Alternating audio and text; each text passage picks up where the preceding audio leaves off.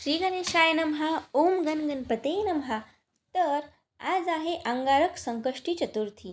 अंगारक संकष्टी चतुर्थी ही खूपच खास आणि सर्व व्रतांमध्ये श्रेष्ठ असे व्रत मानले जाते. अंगारक संकष्टी चतुर्थीला आपण गणपती बाप्पांची मनोभावनेने व पूर्ण निष्ठेने सेवा केल्यास, त्यांची पूजा अर्चना केल्यास गणपती बाप्पा हे सदैव आपल्या सोबत राहतात. तसेच गणपती बाप्पा आपल्या सर्व अडचणी ह्या नक्कीच दूर करतात.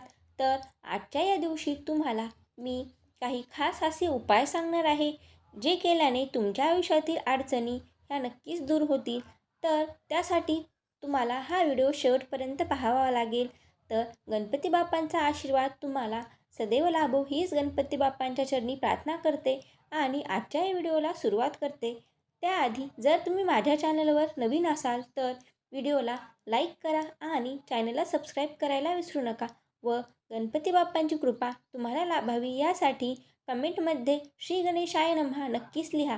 तर सुरुवात करू आजच्या व्हिडिओला. तर सर्वात प्रथम उपाय म्हणजे आपल्याला आजच्या दिवशी गणपती बाप्पांच्या अथर्वशीर्ष मंत्राचे म्हणजेच अथर्वशीर्ष स्तोत्राचे पठण हे करायचे आहे. तर त्यासाठी तुम्हाला सकाळी लवकर उठून देवघरातील देवांची पूजा करायची आहे. गणपती बाप्पांना जलाभिषेक करायचा आहे व गणपती बाप्पांची मूर्ती ही जागेवर स्थापन करायची आहे. त्यांना एक लाल फूल अर्पण करायचे आहे, कारण गणपती बाप्पांना लाल फूल हे खूप प्रिय आहे. लाल जास्वंदाचे फूल किंवा लाल गुलाबाचे फूल तुम्ही गणपती बाप्पांना अर्पण करा. त्यानंतर 21 दुर्वा अर्पण करायच्या आहेत व गणपती बाप्पांच्या मूर्तीसमोर बसून तुम्हाला गणपती अथर्वशीर्ष स्तोत्र पठण हे 11 वेळा करायचे आहे. म्हणजेच 11 वेळा तुम्हाला गणपती अथर्वशीर्ष स्तोत्र हे म्हणायचे आहे.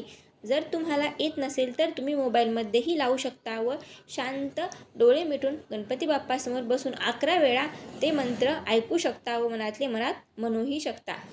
तर यानंतर दुसरा सोपा उपाय म्हणजे तुम्हाला आजच्या अंगारक संकष्टी चतुर्थीच्या दिवशी गणपती बाप्पाचे जे संकट नाशक गणेश स्तोत्र आहे त्याचे पठण करायचे आहे.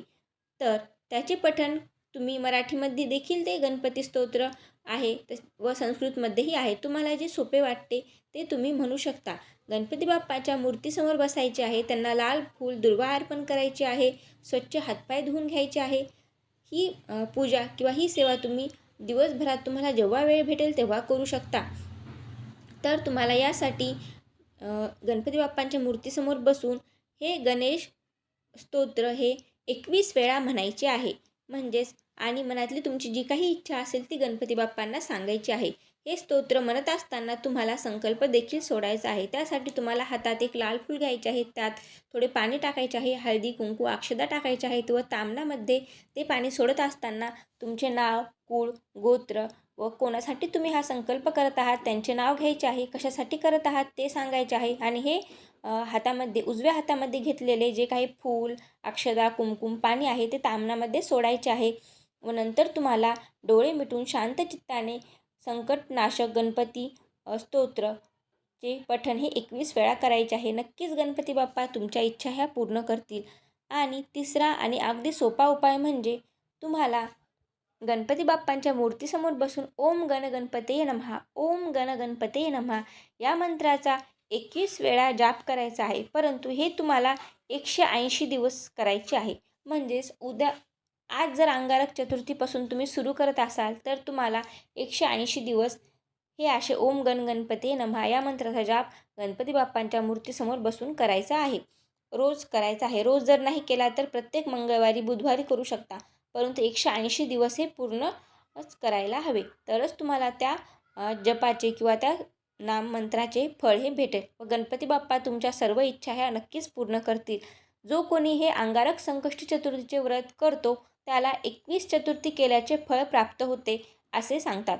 असे म्हणतात की पुराणामध्ये एक कथा आहे की स्वतः श्रीकृष्णाने देखील हे अंगारक संकष्टी चतुर्थीचे व्रत केले होते.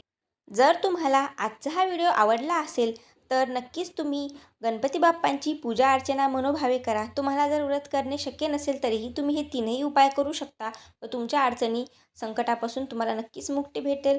तर गणपती बाप्पाच्या चरणी एकच प्रार्थना करते, तुम्हा सर्वांना व तुमच्या कुटुंबियांना सुखी आनंदी ठेवो आणि हा व्हिडिओ इथे संपवते. गणपती बाप्पा मोरया.